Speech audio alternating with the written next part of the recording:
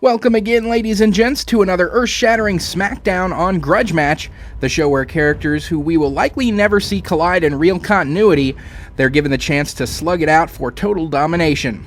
Today's episode turns to the stars to pit a couple of cosmic crushers against one another. From Marvel, the Annihilator and leader of the Kree Empire, Ronan the Accuser, and from DC, the leader of the Red Lanterns, Atrocitus. Both these characters are leaders of an elite fighting force out among the stars.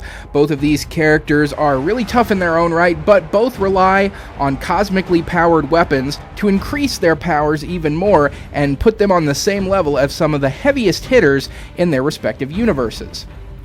Taking a look at Ronan the Accuser first, he was created way back in 1967, started off as a villain for the Fantastic Four, introducing the Marvel Universe to the Kree Empire, and he's been a high-ranking Kree official ever since then, always taking a front and center stage in affairs of state for the Kree people. Ronan has even gone so far as to become the leader of the entire Kree people in the absence of the Supreme Intelligence. The Supreme Intelligence was a computer program that was an amalgam of all the most intelligent Kree people and politicians and scientists throughout all of Kree history, fused into one brain, and they used that to lead their entire people.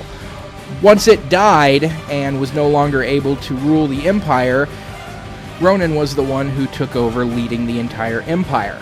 Eventually, the Supreme Intelligence was returned to life, and he abdicated his throne back to the Supreme Intelligence.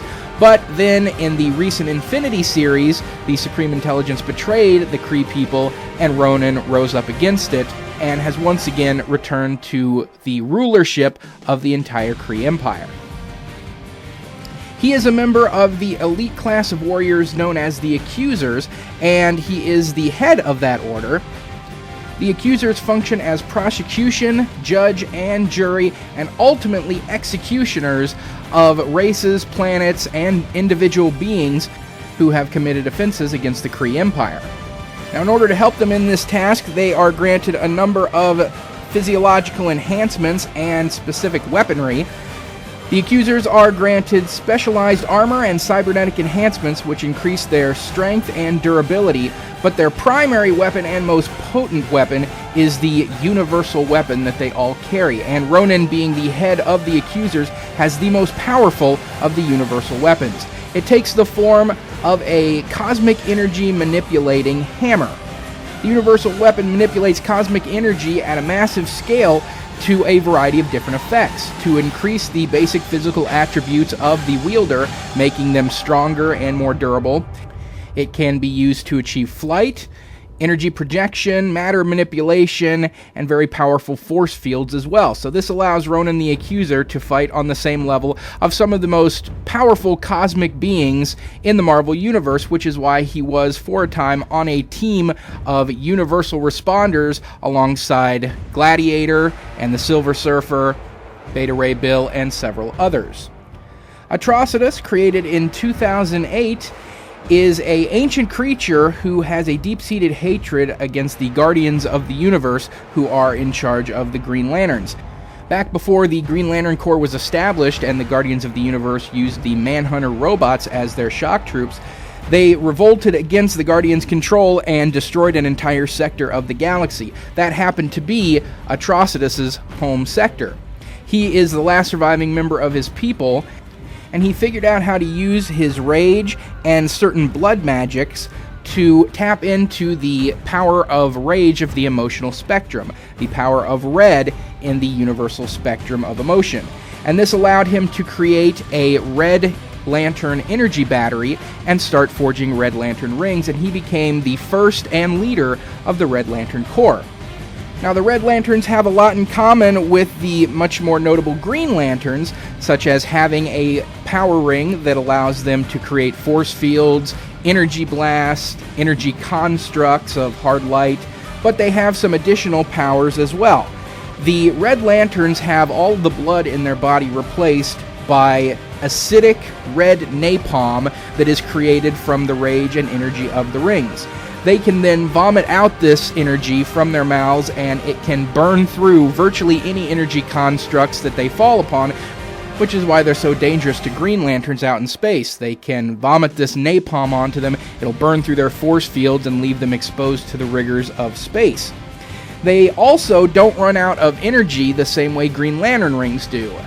The more Green Lanterns use their ring, the more energy it uses up until they eventually run dry. A Red Lantern's ring is fueled by the rage of its wearer, so as long as Atrocitus stays in an enraged state, focused on an enemy, and perfectly bent on taking them down, his ring will stay charged up and powered. Now, most Red Lanterns are completely overcome by this constant sense of rage and boiling blood, so that they can barely even think, they can barely even form coherent thoughts. All they know is hunt, kill, destroy. But that isn't the case for Atrocitus. As the #1 top Red Lantern and the leader of the Red Lantern Corps, for a long time he was the only one who was capable of sentient thought. But he then extended this ability out to some of his other trusted lieutenants, and now there are several Red Lanterns who are capable of thought. But Atrocitus has always been capable of it, and he is a very ancient creature who has been alive many, many years, so he's been around for quite some time learning strategy and formulating plans. When these two collide, it is going to be most generally a clash of their different cosmic weapons. Ronan with the universal weapon, and Atrocitus with his Red Lantern ring. And both have a lot of the same attributes in increasing their physical attributes, energy projection, flight, force fields, and things of that nature. So what it's going to come down to is which of these two weapons is going to prove to be the more potent in a collision between these two heavy hitters. So having looked at the backstories, the weapons, skills, and abilities of these two characters, it's time now to determine who would win if they were to ever find themselves meeting out in space and colliding in one-on-one competition. That winner's going to be Atrocitus. The reason the head of the Red Lantern Corps takes home the victory in this grudge match is because of that red napalm that comes with being a Red Lantern. It is famed for being able to burn through virtually anything, including intensely powerful energy constructs and force fields. They can trade energy blasts and matter manipulation and energy constructs all day long, but what it's really going to come down to is who is able to get through the other one's defenses quicker and easier. And that has to go to Atrocitus with that acidic, energy-consuming vomit that he's able to throw out as a Red Lantern. It'll burn right through Ronan's energy force fields and leave him exposed to the rigors of deep space. Or even if they were to fight on a planet where he has an atmosphere to survive in, it's still going to burn through his force fields and then burn through his armor and eventually be doing physical damage to him while he's trying to carry on a fight with Atrocitus. And that's going to give Atrocitus just the edge he needs in order to overcome Ronan the Accuser, the most powerful of the Accuser and the leader of the Kree Empire, in one-on-one competition. So Atrocitus, the head of the Green Lantern Corps, and DC is going to take home the win of this grudge match. Message me down below, let me know what you think of the outcome of this fight, and of course, as always, any suggestions for future episodes of Grudge Match, and we'll see everyone next time on the next edition of Grudge Match.